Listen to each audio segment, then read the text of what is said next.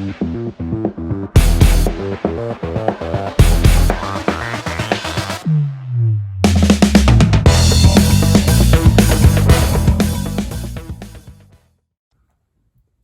back to another episode of Next Level Fishing. I've got my two sidekicks with me today. We got Hank and we got Duke. Duke is dressed like a lion. Let's just say it's easier to deal with a little lion running around the house versus an unhappy crying baby. So he's a lion today. And we thought we'd do a quick video for you today about tackle storage. Now, one of the things I do every off season is I go through every one of my boxes. So I separate all of my tackle by category. So I've got a hard bait box. I've got, when I say hard bait, I should say I've got a shallow crankbait box, a medium crankbait box, a deep diving crankbait box, a topwater box, a lipless crankbait box. I've got multiple boxes that separate baits by category. And at the end of the year, I go through each of those boxes to see if I've got enough of each bait in it for the next season.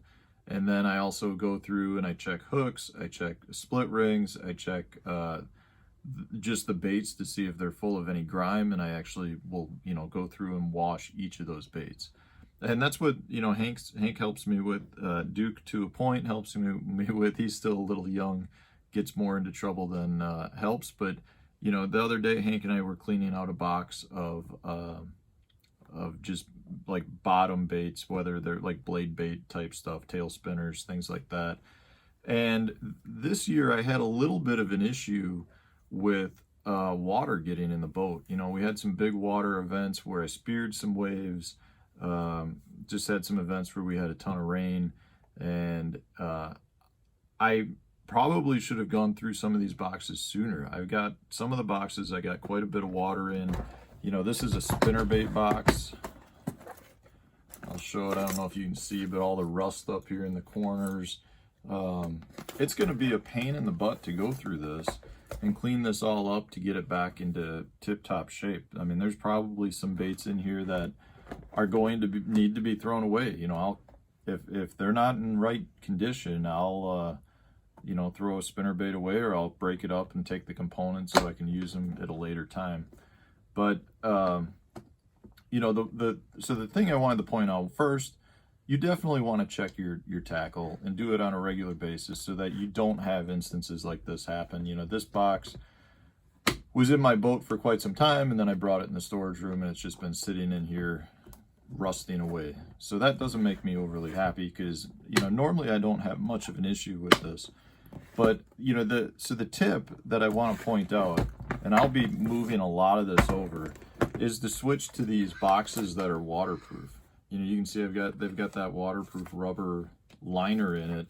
This is a Plano box, and I use a little bit of everything. But so this is a Plano box that I've been using for several years, and I've found them to be outstanding for keeping baits in their original packaging.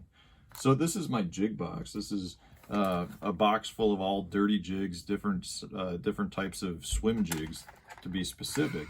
But I love to keep them in their original cardboard packaging, so that when I pull them out, I can see exactly what they are. And some of these are fading away, but I can tell, swim jig 3/8 ounce moonshiner color, right? So I want to keep them in this package. It's a lot easier and a lot faster for me to pull them out of the package than to have them already taken out and then try to decipher whether this is a 1/4 ounce, 3/8 ounce, or half ounce swim jig. And to me, that's really important. But I'll tell you, had I had all of these in some of the other boxes that I use that aren't waterproof, I would have ruined the packaging on every one of those boxes.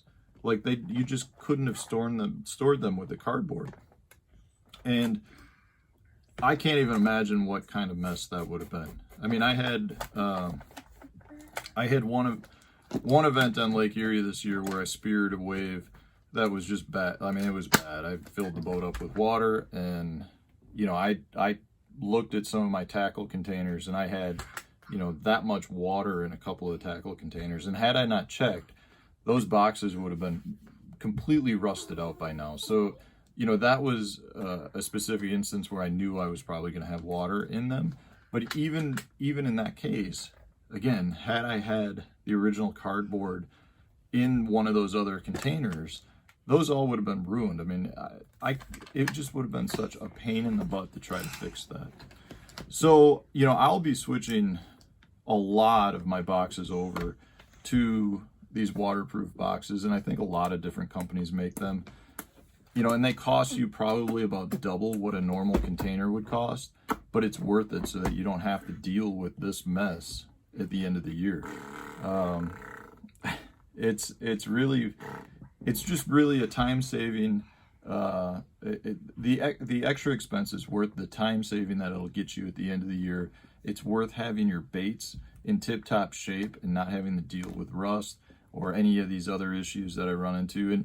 And generally at the end of the year, you know, like I said, I take good care of my tackle, and at the end of the year, I've got everything in pretty good shape. Like, it doesn't take me a lot of time, but I have had 3 or 4 boxes this year where I've looked at it, and I mean, there's a lot of rust going on, and it's going to take me, you know, yesterday Hank and I spent probably 2 hours on the box of, you know, those heavy lead blade baits and spoons and stuff like that, just trying to bring them back into good usable condition. I mean, you know, it's one thing to have to clean the baits off, you know, to get the rust and everything off. It's another thing to have to replace split rings, replace treble hooks. There's a lot of additional expense there. So, you know, in that case, I bet you I dropped $20 worth of treble hooks onto those baits. And it really would have been cheaper just to buy one waterproof box. So that's my tip for you guys. You know, don't underestimate the importance of tackle prep and tackle organization. So we want to wish you all a happy Thanksgiving, and just to be thankful for what we have around. I know it's been a tough year for everybody, but hopefully we're moving in the right direction, and by this time next year we won't be having the same issues that we've got going on right now. And don't forget, guys, to like and subscribe if you enjoy the channel. We appreciate every one of you and appreciate you guys watching. Thanks. Thanks. Okay. That's good.